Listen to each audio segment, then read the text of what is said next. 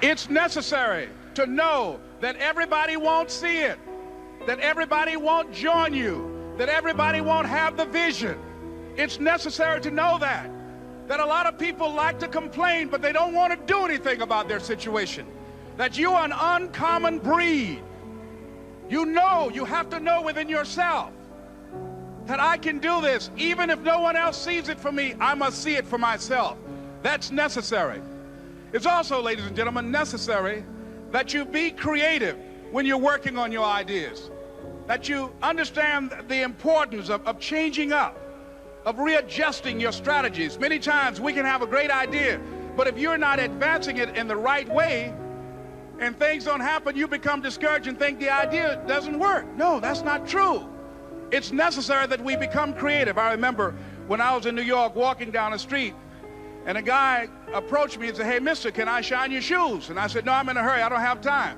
I kept walking. Someone else said, "Hey, man, your shoes look clutty. May I shine your shoes?" I said, "No, I don't have time. I'm sorry, I'm busy." And I was walking fast, and many people solicited me for my business. And then finally, a young man stepped in front of me, and he said, "Excuse me."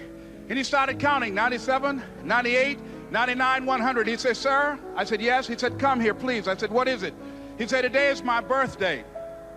And every year, just to thank God for another year of life, the 100th person who passes my shoe shine stand, I offer them a free shoe shine.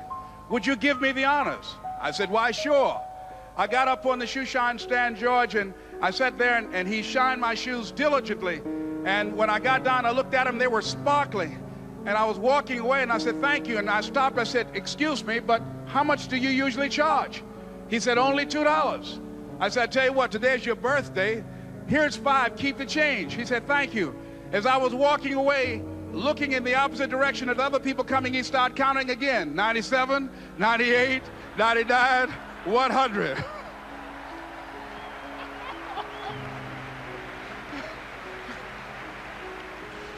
It's necessary that you be flexible, that you are always thinking of how can I improve this better. This is a customer-driven economy. It's necessary for you to always explore various ways in which you can improve the quality of service that you're providing for the people in your organization. I remember something, a major company had talked about the extra value service they were providing for their customers. And the lady who had the news conference summarized it this way. She said, "It's not our intention to satisfy our customers or to please our customers. Our intention is to amaze them." It's necessary, if you're going to compete today, that you look for ways to amaze your customers by being one of those individuals that keep your commitments, that keep your word, that's relentless. It's necessary as you work with the people that you bring into your organization, that they see that you are a good example of a person to work with because you model integrity and determination and ambition and truth and honesty and the way in which you conduct business. The next step is, that is you. That is you. That no one can do it for you but you.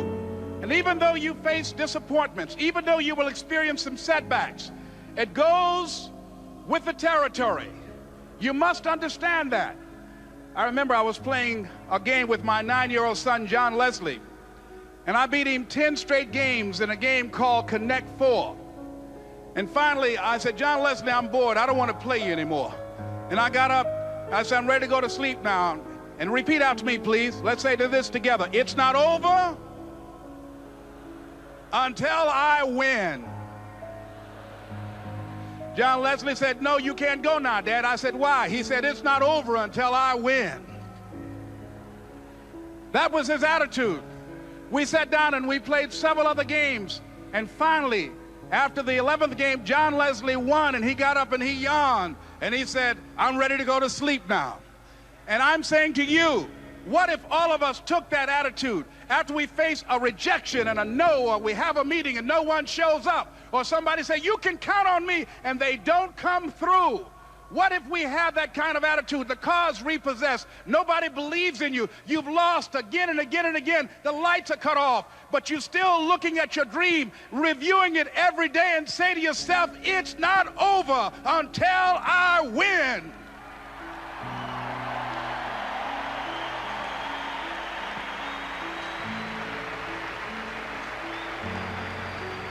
Life will yield to you. Now here's the next step. Repeat after me, please. It's possible.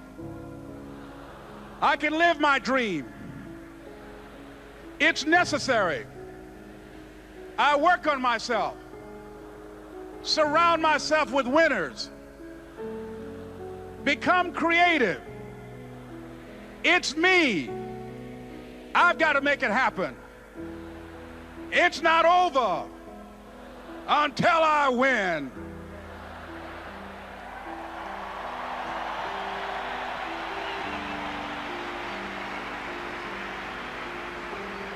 The next thing that's important to know, yes, it's possible that you can choose your future and direct the course of your life as you run toward your dream. It's necessary that you have goals, that you write those goals down, that you plan, that you think constantly of how you can begin to improve what it is that you're doing. If it's your presentations, if it's your recruiting skills, whatever that is, it's also necessary that you look for ways to always find a way to pull it out when everybody else thinks that you're defeated. That you've got to take personal responsibility to know that in order to become successful, you've got to make it your personal business to do it. But the next thing, ladies and gentlemen, I want to share with you that some of you already know that it's hard. It's not easy. It's hard changing your life. It was hard when just over 3 years ago in the Penobscot building in Detroit, Michigan, where I was operating my business, and I fell on some hard times, and I was sleeping in my office. It was hard coming into the lobby, and the security said, "Excuse me, Mr. Brown, can we see you for a moment?" And I said, "Yes." And I walked up to the counter, and he gave me an envelope. And he said, "Would you mind reading it here?" And I opened the envelope, and the envelope was from management that said, "This is an office tower. It's not a hotel. Please do not sleep in your office." And I said, "Excuse me, sir." I said, "I just work long hours in creating my business. I'm an entrepreneur. And right now things are bad for me, but they're not going to be this way always. And I just asked for the opportunity to continue to operate like I'm doing. I'm not trying to make this my home." And it was hard coming through the lobby. And sometimes they would laugh. There's a guy talking about becoming successful. And look at him. He's bathing in the bathroom upstairs on the 21st floor. He sleeps on the floor. Him and 2 other dreamers up there. Look at him. It was hard, ladies and gentlemen, coming to speak to people. And I was facing financial difficulties in my own life. I was behind on my bills and my dreams, and I'm saying to them, you can live your dream. It was hard, ladies and gentlemen. It was very difficult to pick myself up each day believing that I could do it. There were times that I doubted myself. I said, "God, why is this happening to me? I'm just trying to take care of my children and my mother. I'm not trying to steal or rob from anybody. Why did this have to happen to me?"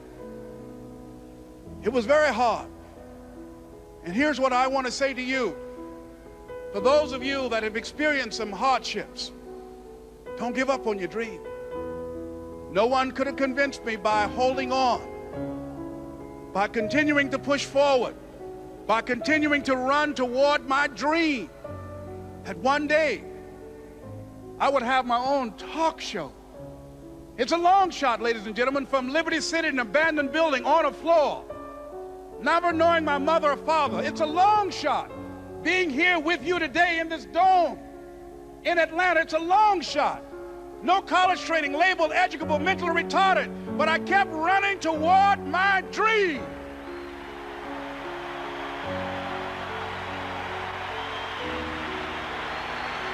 Don't stop.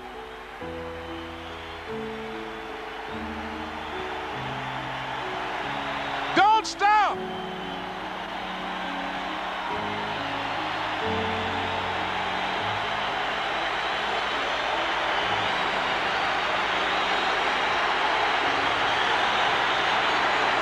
Don't stop running toward your dream.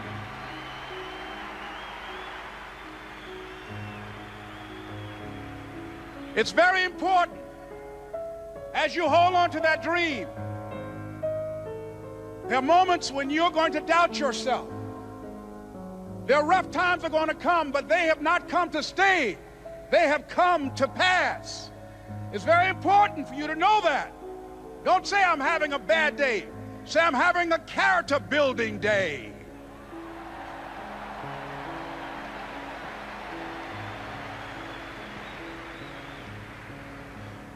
It's very important for you to believe that you are the one to make this happen. I remember this high school teacher, Mr. Leroy Washington, at the end of school one June, it was just a few days before we were supposed to leave, and I just got my report card, and it indicated that I'd failed history, and I'd failed English, and I would have to go to summer school.